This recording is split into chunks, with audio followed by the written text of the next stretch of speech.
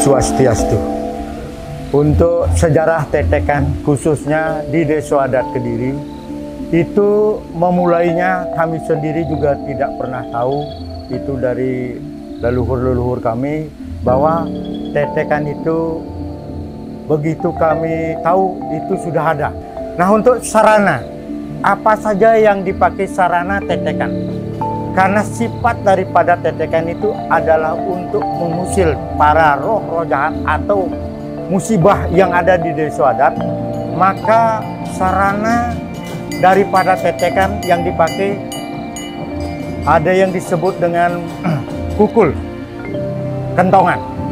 Kentongan itu dibuat dari bambu atau dibuat dari kayu. Yang kedua, ada juga yang disebut dengan okokan. Itu pun dibuat dari kayu. Bahwa dalam rangka tetekan itu, maka alat-alat itu dimodifikasi. Dan juga ada alat ditambahan, ada seperangkat alat beleganjur juga mengikuti irama tetekan itu.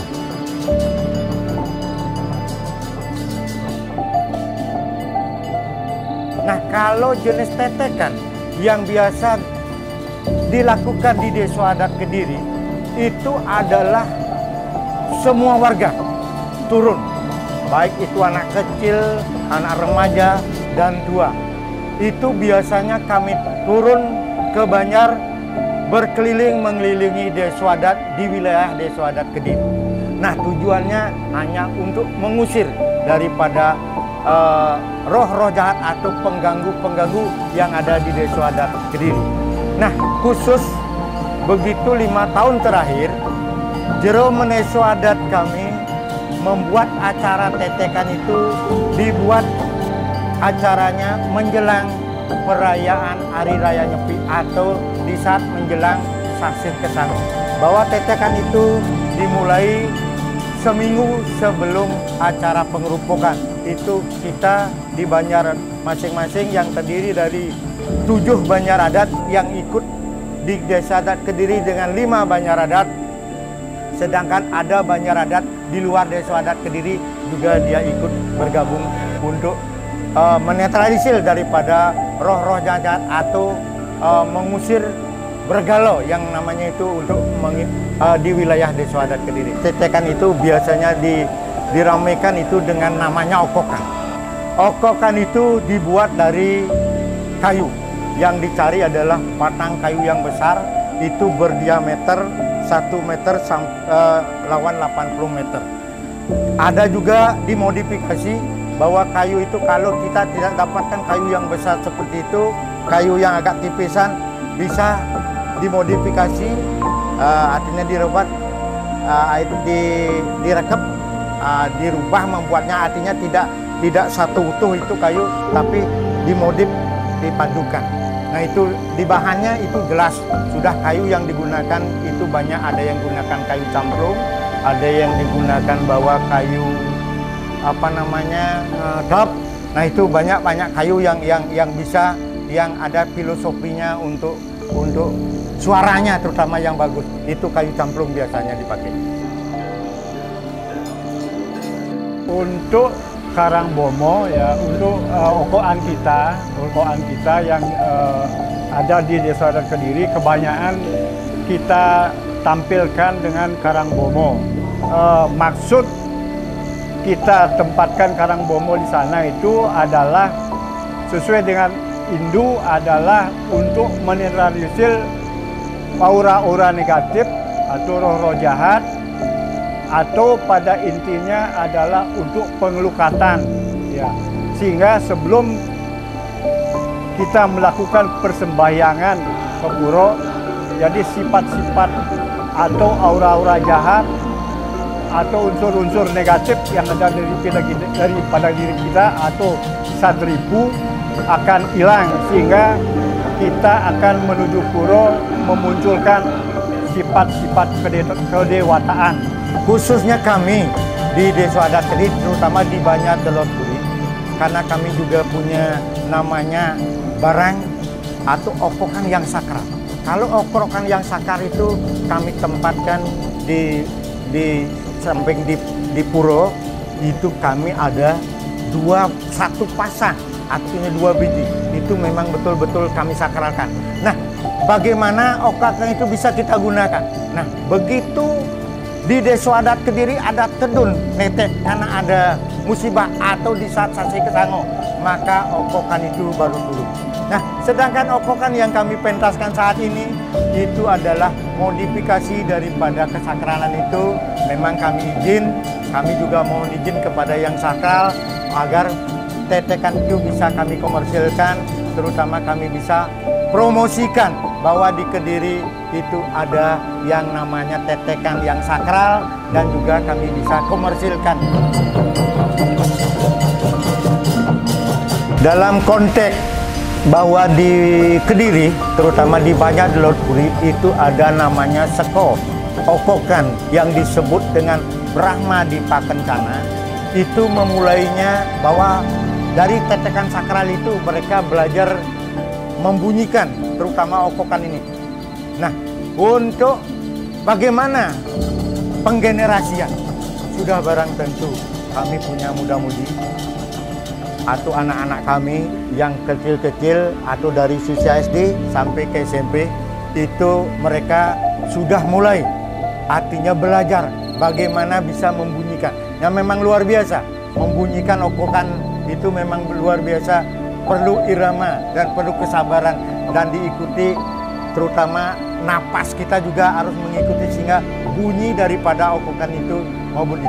Nah, untuk ke depan generasi kami di Banjar Delor Puri sudah menyediakan artinya wahana untuk bisa melanjutkan generasi itu. Terutama ini seko okokan Brahma Dipa Kencana ini tetap setiap saat kami mengajak anak-anak muda biar bisa ikut bergabung sambil dia belajar.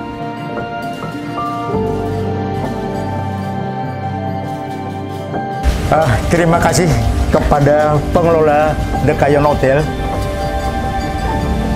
karena kami bisa memulai, mudah-mudahan dari Kayon Hotel ini bahwa seni okokan atau seni tetekan yang ada di Kediri bisa tetap tampil di Hotel The Kayon Hotel. Kami juga sering mengikuti kontek-kontek yang seperti dinner-dinner. Tetapi di Kayon Hotel baru pertama kali, mudah-mudahan di daerah Ubud ini kami bisa memulainya dari The Kayon Hotel dan merambah ke hotel-hotel yang lain. Itu harapan kami. Terima kasih banyak kepada The Kayon Hotel sudah menjemati kami bahwa kami yang ada di Kediri bisa ketemu dengan The Kayon Hotel yang di Ubud itu dengan lumayan jaraknya, tapi dengan lumayan jaraknya itu kayaknya zaman sekarang itu sudah ada komunikasi. Dan kami juga pernah ketemu dengan pengelola The Kayon Hotel, dengan salut kami bahwa mereka akan mau membangkitkan daripada seko okokan Brahma Dipa Kencana ini.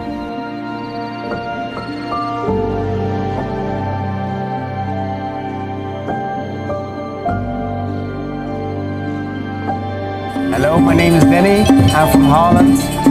Today we went to the Kayon Jungle Resort in Ubud, near Ubud, and it was great. Great views, great food. The pool was great, infinity pool, and we had a really, really good time. This is my wife, Soraya. Hi, I'm Soraya from Holland too, and we spent the whole day today at the resort, at the cabanas. It was very relaxed. I got a mommy-to-be massage and it was very, very good. And I really like the people here. They're very kind and polite. And now watching the dance, and then unfortunately have to go home. But it was one word, magical for me. Yeah, it was really amazing. Hello, I'm Steve. I'm originally from Australia but have lived in Bali since October last year. I'm very excited to be at Kayon Jungle Resort tonight because they've put on the most incredible traditional performance of dance and musicians playing. I've been here, as I said, almost a year, and this is the first cultural performance I've managed to see. I've been sort of busy doing other things, so very honoured to be at Kayon. We chose the buffet option, which was a special sort of feast of lots of Balinese cuisine. We were very full, and the food was delicious. Overall, the resort is breathtakingly beautiful. It's from the gardens through to the pool that I saw as I walked past. I read the reviews of the place before I came, and they're also sort of they match my impression of being sort of very 5-star and a beautiful place to either come and eat or to stay a few days when you're visiting Ubud. Hello, it's me Agung from Canggu. The Kayon Resort is truly amazing place.